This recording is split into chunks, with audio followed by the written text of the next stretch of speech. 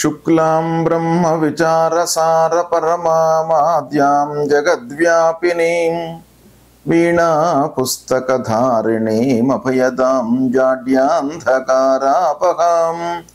హస్తే స్ఫాటికమాలికాం విదదతీం పద్మాసనే సంస్థితాం వందే తాం పరమేశ్వరీం భగవతీం బుద్ధిప్రదాం శారదాం.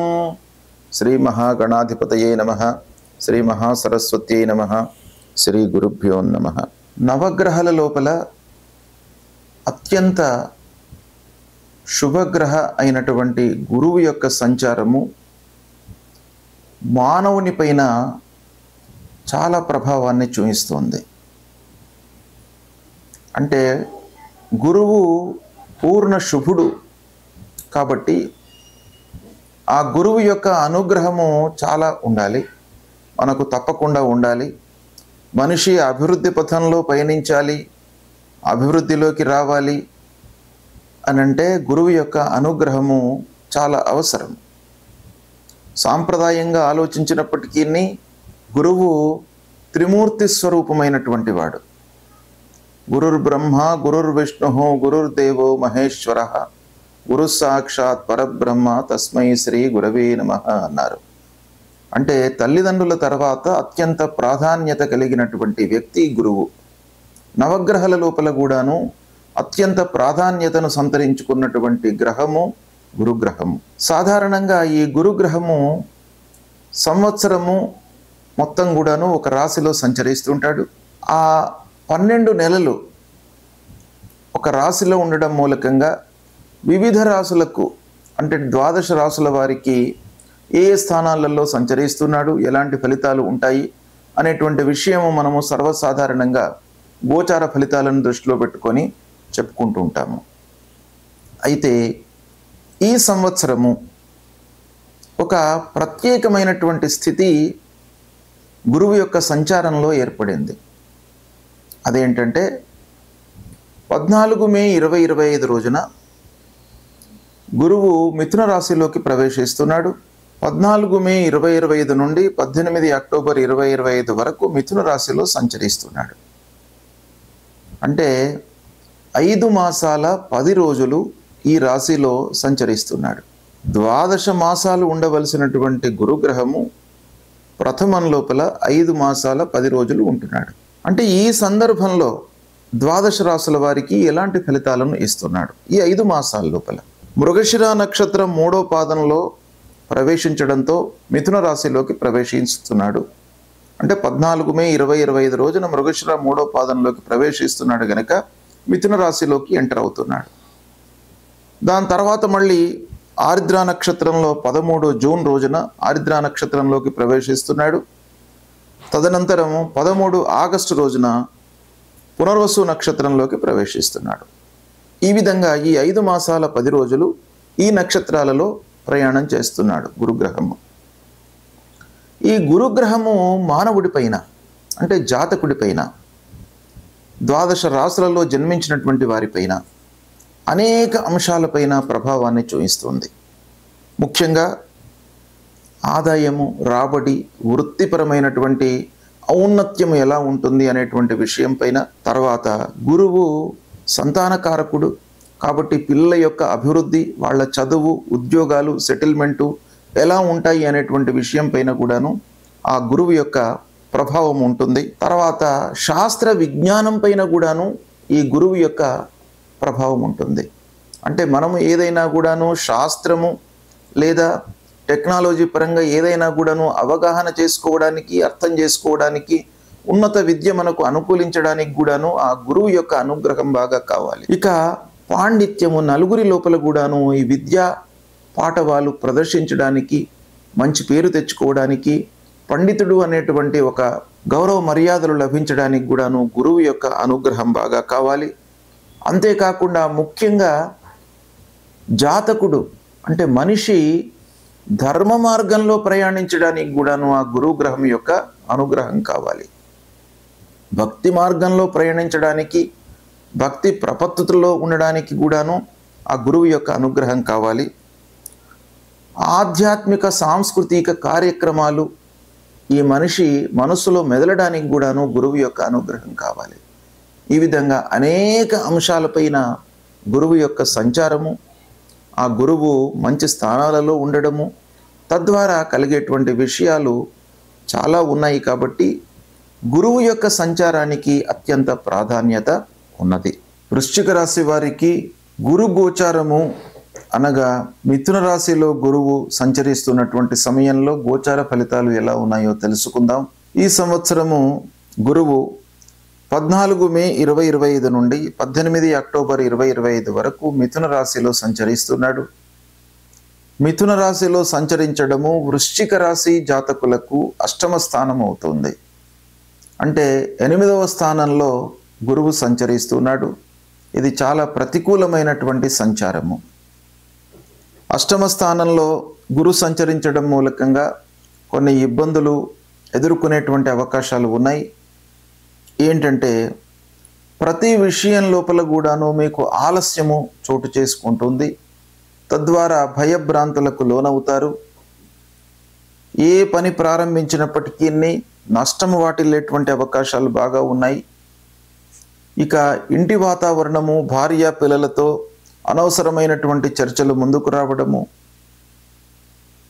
కుటుంబ పెద్దలతో కలహాలు, వాళ్ళు చెప్పినటువంటి విషయాలను మనము పాటించకుండా ఉండకపోవడము, ఇలాంటి వాటి మూలకంగా భార్యాభర్తలు, కుటుంబ పెద్దల మధ్యన మనకు గ్యాప్ ఏర్పడేటువంటి అవకాశాలు బాగా కనబడుతున్నాయి.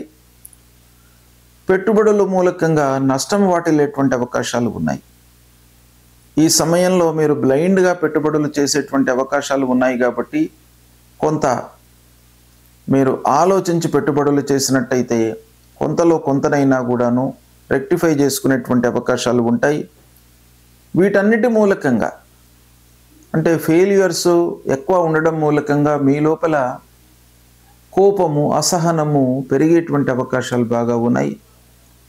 తద్వారా ఏమవుతుంది, మనం చేసేటువంటి పనుల లోపల ఇంకా ఆలస్యము, నష్టము ఎక్కువగా వాటిల్లేటువంటి అవకాశాలు ఉంటాయి. ఇక ముఖ్యమైనటువంటి వస్తువులను కోల్పోవడము, వస్తువులను ఎక్కడనో పెట్టి మనం మర్చిపోవడము, మతిమరుపు పెరగడము, ఇలాంటివి సంభవించే అవకాశాలు బాగా ఉన్నాయి. కాబట్టి జాగ్రత్తలు తీసుకోవాలి. ఇక ఉద్యోగ విషయము, ఉద్యోగస్తుల విషయం ఆలోచించినట్టయితే ఆఫీసులో ఉద్యోగస్తులకు తోటి వారితో మనస్పర్ధలు, వైషమ్యాలు గోచరిస్తున్నాయి. అధికారుల విమర్శలకు గురి అవుతారు. అనాదరణ, మీరు చేపట్టినటువంటి పనులను వేరే వాళ్ళు క్లెయిమ్ చేసుకోవడము, పనితనాన్ని అధికారులు గుర్తించకపోవడము, తద్వారా మీ లోపల ఒక నిరాశ, నిస్పృహ అనేటువంటిది ఏర్పడే అవకాశాలు బాగా కనబడుతున్నాయి. ఎంత ప్రయత్నించి, ఎంత ప్రణాళికాపూర్వకంగా మీరు పనులు చేసినప్పటికీ అదృష్టము కలిసి రాకపోవడము అనేటువంటిది మీకు ఒక భయాన్ని కల్పించేటువంటి అవకాశాలు ఉన్నాయి. ఇకపోతే ప్రయాణాలు వృధాగా చేయవలసి వస్తాయి. అనవసరమైనటువంటి ప్రయాణాల మూలకంగా ఖర్చులు, అనారోగ్య సమస్యలు వాటిల్లేటువంటి అవకాశం, ధన నష్టము, ప్రారంభించినటువంటి ప్రతి పనిలోనూ ఆలస్యము మనకు బాగా కనబడుతుంది. ఈ సమయంలో ముఖ్యంగా పిల్లల చదువు విషయంలో మీరు బాగా శ్రద్ధ తీసుకోవాలి. ఈ సమయంలో ఆటంకాలు తలెత్తే అవకాశాలు ఉంటాయి, ఆలస్యం కలిగే అవకాశాలు ఉంటాయి. బ్లైండ్గా నిర్ణయాలు తీసుకోవడం మూలకంగా వాళ్ళ భవిష్యత్తు లోపల కొంత ఆటంకాలను మనం క్రియేట్ చేసిన వాళ్ళం అవుతాం. కనుక మీరు చాలా జాగ్రత్తగా పిల్లల విషయం లోపల నిర్ణయాలు తీసుకోండి. రాబడిని పెంచుకోవడానికై ప్రయత్నాలు చేయండి. వృధా ఖర్చులు తప్పవు ఈ సమయంలో. ఇకపోతే 14 మే నుండి 18 అక్టోబర్ వరకు అష్టమ స్థానంలో వృశ్చిక రాశి వారికి గురు భగవానుడి యొక్క స్థితి ఉంది. గనక అందరికీ కూడాను, వృశ్చిక రాశిలో జన్మించినటువంటి వాళ్ళందరికీ కూడాను ఇదే విధంగా ఉండదు. నక్షత్రాలలో జన్మించినటువంటి వారికి విభిన్నంగా ఉంటుంది. వయస్సు రీత్యా విభిన్నమైనటువంటి ఫలితాలు ఉంటాయి. కాబట్టి ముందుగా ఈ వృశ్చిక రాశిలో విశాఖ నక్షత్రం 4వ పాదంలో జన్మించినటువంటి వాళ్ళు, అనురాధ నక్షత్రం, జ్యేష్ఠ నక్షత్రంలో జన్మించిన వాళ్ళందరూ కూడాను ఉంటారు. అయితే విశాఖ నక్షత్రంలో జన్మించినటువంటి వారికి ఫలితాలు ఎలా ఉంటాయి అనే విషయాన్ని మనము స్థూలంగా చూసినట్టయితే 14 మే నుండి 13 జూన్ వరకు అనుకూలంగా ఉంటుంది. అంటే రాశిరీత్యా అష్టమ స్థానంలో చాలా ప్రతికూలంగా ఉన్నప్పటికీ ప్రత్యేకంగా విశాఖ నక్షత్రంలో జన్మించినటువంటి వాళ్లకు 14 మే నుండి 13 జూన్ వరకు, 13 జూన్ నుండి 13 ఆగస్టు వరకు కొంత కలిసి వచ్చే అవకాశాలు ఉన్నాయి. అంటే ఈ నక్షత్ర రీత్యా ఈ పీరియడ్ కొంత అనుకూలంగా ఉంది కాబట్టి ఈ అష్టమ స్థానంలో సంచరించేటువంటి దుష్ప్రభావము ఈ పీరియడ్లో తగ్గే అవకాశాలు బాగా ఉన్నాయి. ఇక చివరిలో 13 ఆగస్టు 2025 నుండి 18 అక్టోబర్ 2025 వరకు విశాఖ నక్షత్ర జాతకులకు బాగా కలిసి వస్తుంది. అనుకూలమైనటువంటి సమయం ఇది. ఇక అనురాధ నక్షత్రంలో జన్మించినటువంటి వారికి 14 మే నుండి 13 జూన్ వరకు ప్రతికూలంగా ఉంటుంది. 13 జూన్ నుండి 13 ఆగస్టు వరకు అనుకూలం. 13 ఆగస్టు నుండి మళ్ళీ 18 అక్టోబర్ వరకు కూడాను అనుకూలంగా ఉంది. అంటే అనురాధ నక్షత్రం వాళ్లకు ప్రథమంలో ప్రతికూలంగా ఉంది. అంటే 14 మే నుండి 13 జూన్ వరకు నక్షత్ర రీత్యా ప్రతికూలంగా ఉంది, రాశి రీత్యా కూడాను ప్రతికూలంగా ఉంది. కాబట్టి అనురాధ నక్షత్రం వాళ్ళు ఈ పీరియడ్ చాలా జాగ్రత్తగా ఉండాలి. ఇక మిగతా సమయాల్లో నక్షత్రాల పరంగా అనుకూలత ఉంది కాబట్టి ఆ రాశి పరంగా మనకు ఉద్భవించేటువంటి ప్రతికూల ఫలితాలు కొంత తగ్గుముఖంగా ఉండే అవకాశాలు ఉంటాయి. ఇక జ్యేష్ఠ నక్షత్రంలో జన్మించినటువంటి వారికి 14 మే నుండి 13 జూన్ వరకు అనుకూలంగా ఉంది. 13 జూన్ నుండి 13 ఆగస్టు వరకు అనుకూలంగా ఉంది. ఇక చివరి లోపల 13 ఆగస్టు నుండి 18 అక్టోబర్ వరకు ప్రతికూలంగా ఉంది. ఈ విధంగా నక్షత్రాల రీత్యా కొంత ఫలితం లోపల మనకు కొంత అనుకూలత గోచరిస్తుంది. విభిన్నంగా విశాఖ నక్షత్రం వాళ్లకు చివరిలో కొంత ప్రతికూలత ఉంది. అనురాధ నక్షత్రం వాళ్లకు ప్రథమంలో ప్రతికూలత ఉంది. జ్యేష్ఠ నక్షత్రం వాళ్లకు చివరిలో ప్రతికూలత ఉంది. మిగతా రోజులు అనుకూలంగా ఉన్నాయి. అంటే నక్షత్ర రీత్యా అనుకూలంగా ఉన్నప్పుడు రాశి రీత్యా ప్రతికూలంగా ఉన్నట్టయితే ఆ రెండింటిని కంబైన్ చేసి సరాసరి తీసుకున్నట్టయితే మనకు కొంతవరకు కలిసి వచ్చేటువంటి అవకాశాలు ఉంటాయి. కాబట్టి నక్షత్ర రీత్యా కొంత ప్రతికూలత తగ్గే అవకాశాలు ఉన్నాయి. ఈ సమయాన్ని మీరు దృష్టిలో పెట్టుకొని ఈ విశ్లేషణను మీరు చూసి వ్యవహారం చేసినట్టయితే మీకు కొంత అనుకూలంగా ఉంటుంది. మొత్తం మీద అష్టమ స్థానం ప్రతికూలం కనుక జాగ్రత్తగా ఉండడం మంచిది. పిల్లల విషయము, ఆదాయం విషయం లోపల ఖర్చులు, రాబడి, ఉద్యోగము, వ్యవహారము, ప్రయత్నాలు వీటిపైన ఈ గురు భగవానుడి యొక్క ప్రభావం బాగా ఉంటుంది. కాబట్టి ఈ కార్నర్స్లో మీరు కొంత జాగ్రత్తలు తీసుకోవాలి. తీసుకున్నట్టయితే కొంతలో కొంతనైనా కూడాను మీరు ప్రతికూల ఫలితాలను అధిగమించే అవకాశాలు ఉంటాయి. దీన్ని ఫాలో కండి, మీరు శుభ ఫలితాలను పొందుతారు. గురువు ప్రతికూల స్థానాలలో సంచరిస్తున్నటువంటి సమయంలో మనము పరిహారాలు చేసుకోవడము చాలా ఉత్తమమైనటువంటి కర్తవ్యం. అంటే మానవ ప్రయత్నంగా కొన్ని రెక్టిఫికేషన్స్ చేసుకొని భగవంతుడి అనుగ్రహం కొరకై మనము పరిహారాలను చేసుకోవాలి. పరిహారాలను చేసుకునేటువంటి క్రమంలో మనకు శాస్త్రము 3 రకాలుగా చెప్పింది. ఒకటి, ఆ గురువుకు సంబంధించినటువంటి మూల మంత్రాన్ని ప్రతినిత్యం కూడాను జపించుకోవడము. దేవానాంచ ఋషీణాంచ గురుం కాంచన సన్నిభం వందనీయం త్రిలోకానాం తం నమామి బృహస్పతిం అనేటువంటి ఈ మూల మంత్రాన్ని ప్రతినిత్యం కూడాను 16 సార్లు జపించినట్టయితే ఆ గురు భగవానుడి యొక్క అనుగ్రహం మీకు లభిస్తుంది. రెండవది, మాతాపితృలను సేవించడము. ఇది చాలా ముఖ్యమైనటువంటిది. రెండవది, ప్రతినిత్యం కూడాను తల్లిదండ్రులను సేవించడం మూలకంగా, తల్లిదండ్రులు ప్రథమ గురువులు మనకు కాబట్టి వారి యొక్క అనుగ్రహం లభిస్తుంది. తల్లిదండ్రుల యొక్క ఆశీర్వచనము, అనురాగము, ప్రేమ లభించినట్టయితే మీకు అన్నీ కూడాను జయాలే కలుగుతాయి మీ జీవితంలో. కాబట్టి ప్రతినిత్యం కూడాను తల్లిదండ్రులకు నమస్కరించుకోవడము, వాళ్ళ యొక్క బాగోగులు తెలుసుకోవడము, సపర్యలు చేయడము, ఇది చేయడం మూలకంగా మీకు గురు భగవానుడు ప్రీతి చెందుతాడు. ఇక మూడవది గురువుకు సంబంధించినటువంటి దానాలు ఇవ్వడం.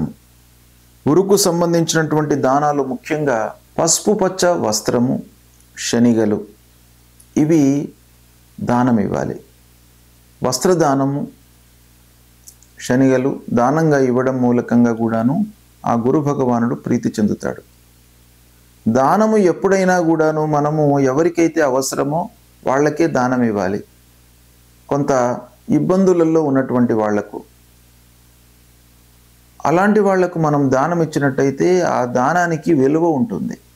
కడుపు నిండినటువంటి వాడికి భోజనం పెడితే ఆ భోజనంలో ఉన్నటువంటి రుచి అనేటువంటిది వాడికి తెలియదు. ఆకలితో ఉన్నటువంటి వాడికి భోజనం పెట్టడము, ఇలాంటివి కొన్ని చేయడం మూలకంగా ఆ గురు భగవానుడు ప్రీతి చెంది మీకు దుష్ట స్థానాలలో సంచరిస్తున్నటువంటి ఆ ప్రతికూల ఫలితాలను తగ్గించి అనుగ్రహించేటువంటి అవకాశాలు ఉంటాయి. కాబట్టి తప్పకుండా ఈ దానాలను కూడాను మీరు ఆచరించండి. నాలుగవది, భగవంతుడి అనుగ్రహం కొరకై దేవాలయానికి వెళ్ళడము, దైవ ప్రార్థన చేయడము, నామ సంకీర్తన చేయడము, ఇవి కూడాను మనకు పరిహారంలో చాలా ముఖ్యమైనటువంటివి. దత్తాత్రేయ స్వామిని కొలవండి, దక్షిణామూర్తి స్తోత్ర పారాయణం చేయండి, తర్వాత నరసింహస్వామిని కొలవండి, విష్ణు భగవానుణ్ణి కొలవండి.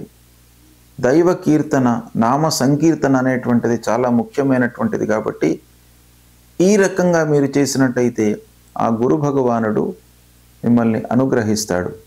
కనుక తప్పకుండా గురువు ప్రతికూలంగా సంచరిస్తున్నప్పుడు తప్పకుండా మనము పరిహారాలు చేసుకోవాలి. ఇవి చేసుకోండి, మీరు శుభ ఫలితాలను పొందుతారు. శుభం.